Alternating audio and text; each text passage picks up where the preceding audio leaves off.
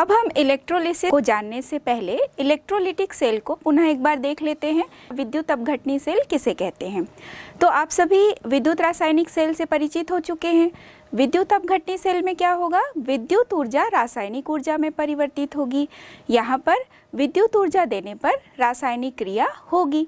तो यहाँ यह एक नॉन स्पॉन्टेनियस रिएक्शन होगा, जहाँ डेल्टा जी यानी मुक्त ऊर्जा में जो परिवर्तन है वो यहाँ पर पॉजिटिव होगा। ई सेल की वैल्यू है वो यहाँ पर निगेटिव होगी।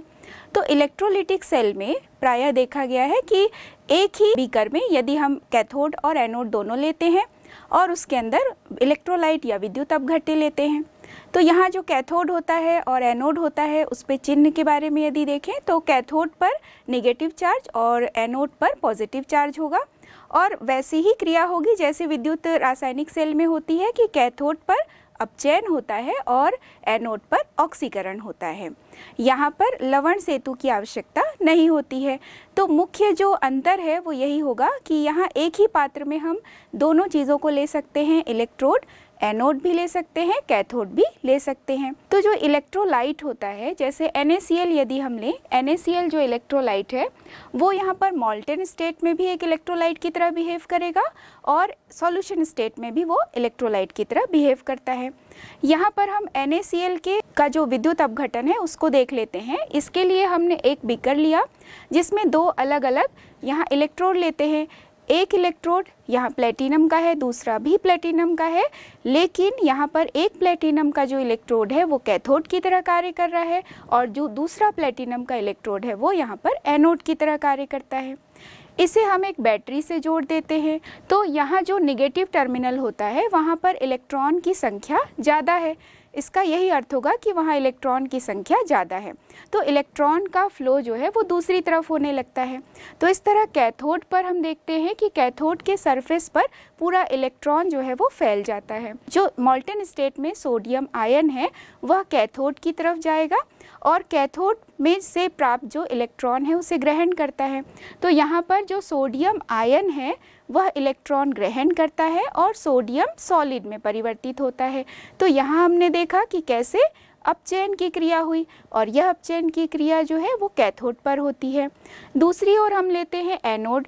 तो एनोड पर ऑक्सीकरण की क्रिया होती है। Cl- जो मॉल्टेन स्टेट में NaCl के विघटन से प्राप्त हुआ था, वही Cl- जैसे ही एनोड की तरफ जाता है तो वह अपना इलेक्ट्रॉन वहाँ पर दे देता है। तो Cl से जब इलेक्ट्रॉन निकलता है तो Cl- is equal to half Cl2 plus E-। तो यहाँ पर क्लोरीन गैस प्राप्त होती है।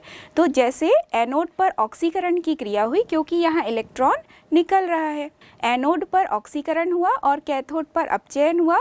कैथोड पर अपचयन से जो सोडियम आयन है वह सोडियम सॉलिड में परिवर्तित होता है और एनोड पर क्लोराइड माइनस है वह क्लोरीन गैस में परिवर्तित होती है। यहाँ हमने देखा कि कैसे एनोड पर ऑक्सीकरण और कैथोड पर अपचयन की क्रिया हुई, अर्थात दोनों ही रिएक्शन एक साथ हो रहा है।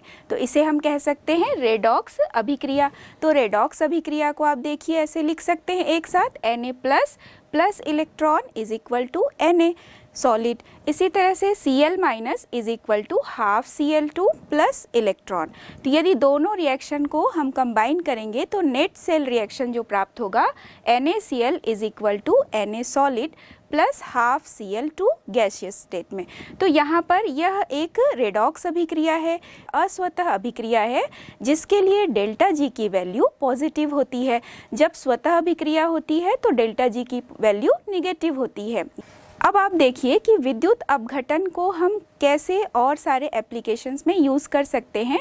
तो सबसे पहले हम देखेंगे इलेक्ट्रोप्लेटिंग। इसको हमने पहले भी एक बार पढ़ा है कि इलेक्ट्रोप्लेटिंग कैसे की जाती है। जैसे मान लीजिए कि हमें एक आयरन के स्पून को चांदी का बनाना है या चांदी की चम्मच में उसे परिवर्तित करना है। यहाँ जो हम आयरन का स्पून लेंगे उससे कैथोड बनाएंगे और शुद्ध जो चांदी है उसका हम एनोड बनाएंगे। जिस भी धातु का परत दूसरे धातु पर चढ़ाना होता है उसी धातु के लवण का सॉल्यूशन लेंगे जो कि इलेक्ट्रोलाइट की तरह कार्य करेगा।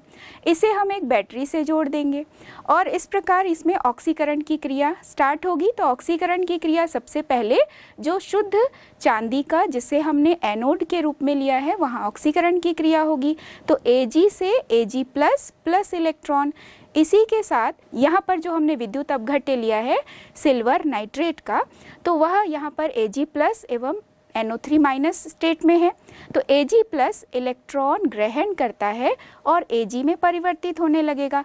तो ये जो Ag में परिवर्तन हो रहा है यही Ag इस लोहे की चम्मच में जाकर डिपॉजिट होने लगता है। तो धीरे धीरे हम देखते हैं कि यह क्रिया लगातार चलती रहती है और पूरी जो लोहे की चम्मच जिसे हमें चांदी का बनाना है वह कैसे चमचमाती हुई चम्मच के रूप में परिवर्तित हो गई। तो ऐसे किसी भी धातु की हम प्लेटिंग कर सकते हैं दूसरे धातु की सहायता से, तो इसे हम कहते हैं इलेक्ट्रोप्लेटिंग। अब हम इलेक्ट्रोप्लेटिंग की क्रिया को एक क्रियाकलाप के माध्यम से सीखेंगे। सबसे पहले हम देखेंगे कि इसके लिए क्या क्या चीज़ें आवश्यक है। सोडियम क्लोराइड, जल, 9 वोल्ट की बैटरी जिसकी प्लेटिंग करनी है, तो इस रूप में हमने सेफ्टी पिन लिया है और एक सोर्स कॉपर वायर लिया है क्योंकि इसके माध्यम से ही हम इलेक्ट्रोप्लेटिंग की क्रिया को समझेंगे। सबसे पहले देखते हैं जल। जल उदासीन है।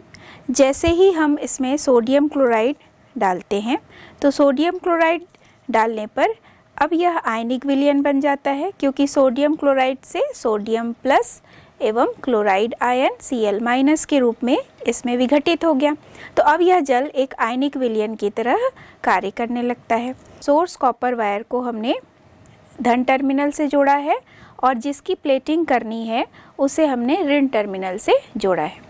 अब इन दोनों को हम इस बीकर में रखते हैं जिसमें हमने सोडियम क्लोराइड लिया हुआ है और ध्यान आप रखेंगे कि दोनों एक दूसरे से टच नहीं होना चाहिए।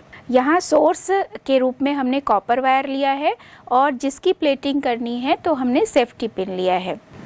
5 मिनट बाद हम देखेंगे कि क्या परिवर्तन हुआ है।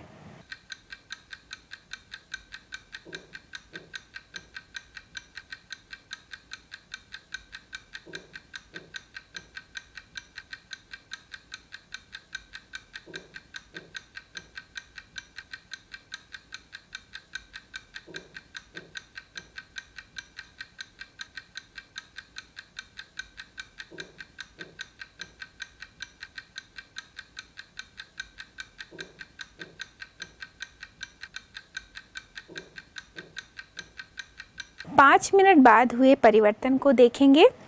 इसमें देखिए जो NaCl मिला हुआ जल है उसके रंग में भी कैसे परिवर्तन हुआ क्योंकि यहाँ क्रिया प्रारंभ हो गई है। अब इसके बाद हम देखते हैं कि जो सेफ्टी पिन हमने लिया है जिसके ऊपर कॉपर की प्लेटिंग करनी है, तो इस सेफ्टी पिन के रंग में भी कैसे परिवर्तन हो गया है। यहाँ पर कॉपर की परत चढ़ गई है।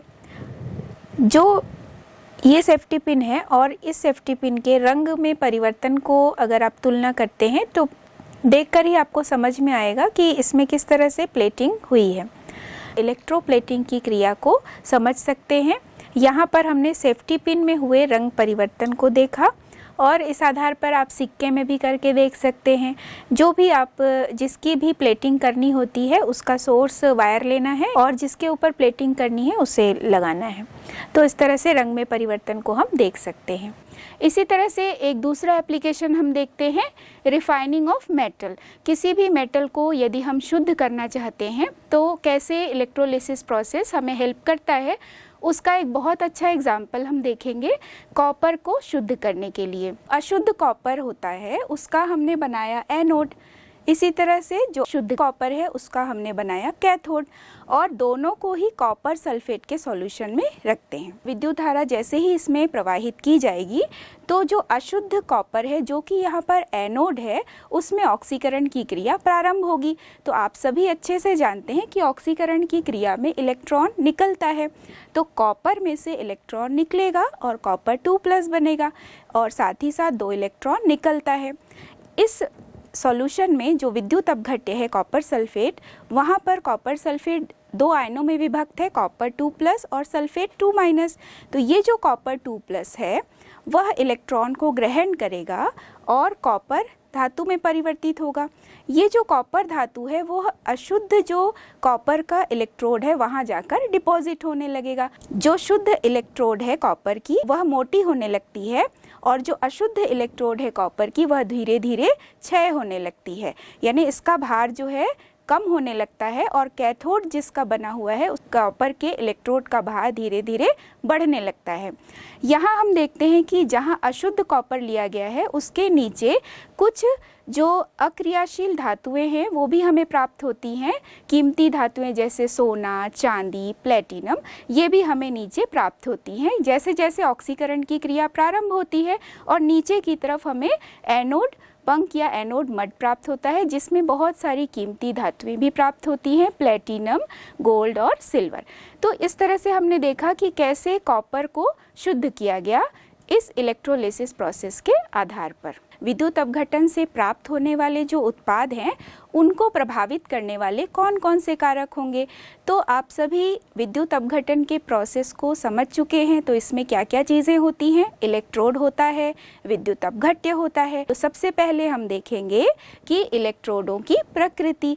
तो इलेक्ट्रोड जो है वो 2 प्रकार के होते हैं, अक्रिय इलेक्ट्रोड और सक्रिय इलेक्ट्रोड। आपने देखा है कि अक्रिय इलेक्ट्रोड प्रायः प्लेटिनम का बनता है या गोल्ड का बनता है या ग्रेफाइट का भी रहता है।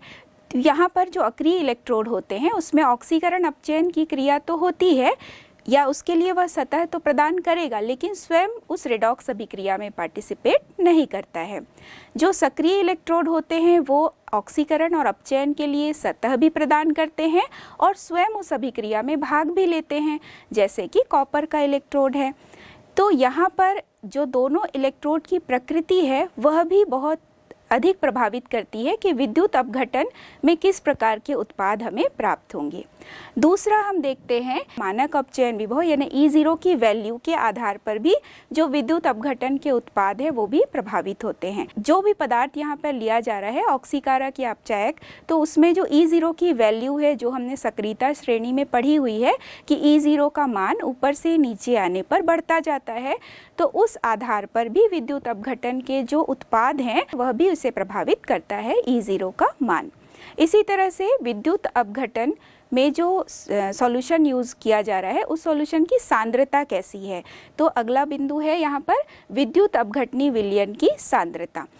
तो किसी भी विद्युत अपघट्य का सॉल्यूशन जो कि सांद्र अवस्था में है या तनु है, पिघली अवस्था में है, ये चीज़ें भी प्रभावित करती हैं विद्युत अपघटन में किस प्रकार के उत्पाद हमें प्राप्त होंगे। अगला बिंदु है यहाँ पर कि कुछ ऐसे भी इलेक्ट्रोड अभिक्रियाएं होती हैं निम्न वोल्टेज पर धीमी गति से होती हैं। जैसे जैसे यहाँ पर अतिरिक्त विभव दिया जाएगा वैसे वैसे यह इलेक्ट्रोड अभिक्रिया होने लगती है। ये सारे जो बिंदु हैं वह विद्युत अपघटन में प्राप्त होने वाले उत्पादों को प्रभावित करते हैं। तो सबसे पहले हम यहाँ पर उदाहरण लेंगे कि एक अक्रिय इलेक्ट्रोड है जैसे कि प्लेटिनम। तो प्लेटिनम की उपस्थिति में यदि पिघले हुए मॉल्टेन स्टेट में जो सोडियम क्लोराइड है उसका विद्युत अपघटन कराया गया जैसा हमने देखा था अभी, तो यहाँ पर हमें जो NaCl है उसका विघटन हुआ, वो देखा हमने कि NaCl विघटित होकर Na+ एवं Cl- बनाता है। तो कैथोड पर Na+ plus electron is equal to sodium. तो Na+ आयन यहाँ सोडियम सॉलिड में चेंज होता है और दूसरी तरफ जो एनोड है वहाँ पर 2Cl- इलेक्ट्रॉन त्याग कर Cl2 गैस में परिवर्तित होता है। दूसरा उदाहरण हम लेते हैं सोडियम क्लोराइड का सांद्र विलयन लेते हैं यहाँ पर। तो इसका जब विद्युत अपघटन कराया जाएगा और इलेक्ट्रोड यहाँ पर हम अक्रिय ही लेते हैं, अक्रिय इलेक्ट्रोड में हम जनरली प्लेटिनम का इलेक्ट्रोड ही यूज़ कर रहे हैं, तो अक्रिय इलेक्ट्रोड का प्रयोग किए। तो यहाँ पर हमें कैथोड में 2 चीज़ें प्राप्त हुई, सोडियम आयन से सोडियम सॉलिड, साथ ही साथ जो जल है H2O है तो यहाँ पर 2H2O plus 2 electron is equal to H2 plus 2OH minus. तो यहाँ पर हम देख रहे हैं कि कैथोड पर सोडियम भी प्राप्त हुआ और कैसे यहाँ पर जो हाइड्रोजन गैस है वो भी प्राप्त हुई। अगला हम देखेंगे एनोड पर क्या होगा। तो एनोड पर 2Cl माइनस, एनोड है तो ऑक्सीकरण होगा, तो 2Cl माइनस से इलेक्ट्रॉन निकला तो यहाँ पर Cl2 गैस बना और 2 इलेक्ट्रॉन निकल गया। दूसरी ओर यदि H2O लेंगे तो H2O is equal to half O2 plus 2H plus 2 electron. तो चूंकि इलेक्ट्रॉन निकल रहा है ऑक्सीकरण की क्रिया हो रही है, तो यहाँ पर सांद्र NaCl विलयन लिया गया विद्युत अपघट्य के रूप में। अक्रिय इलेक्ट्रोड ले प्लेटिनम और उसके प्रेजेंस में जलीय कॉपर सल्फेट का विद्युत अपघटन कराया गया तो क्या क्या चीज़ें प्राप्त होती हैं। तो यहाँ जलीय कॉपर सल्फेट लिया गया है। कैथोड पर चूंकि अपचयन की क्रिया ही होगी और जो कॉपर 2+ है वो इलेक्ट्रॉन ग्रहण करता है और कॉपर धातु में परिवर्तित हुआ। दूसरी ओर कैथोड पर ही जो जल है 2H2O, जल का जो अणु है वह भी 2 इलेक्ट्रॉन ग्रहण करता है, हाइड्रोजन गैस मुक्त होती है यहाँ पर और हाइड्रोक्साइड आयन बनता है।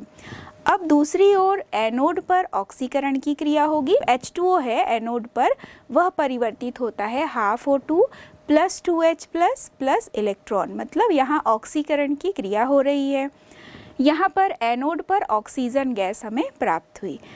अगला एग्जाम्पल हम देखते हैं। क्रियाशील इलेक्ट्रोड कॉपर की उपस्थिति में यदि कॉपर सल्फेट के जलीय विलयन का विद्युत अपघटन कराया जाता है तो क्या चीज़ें प्राप्त होती हैं। तो यहाँ पर हम देख रहे हैं कि कैथोड पर अपचयन की क्रिया हुई, copper 2+ plus 2 electron is equal to copper. दूसरा क्या प्राप्त हो रहा है, 2H2O plus 2 electron is equal to H2 plus 2OH minus.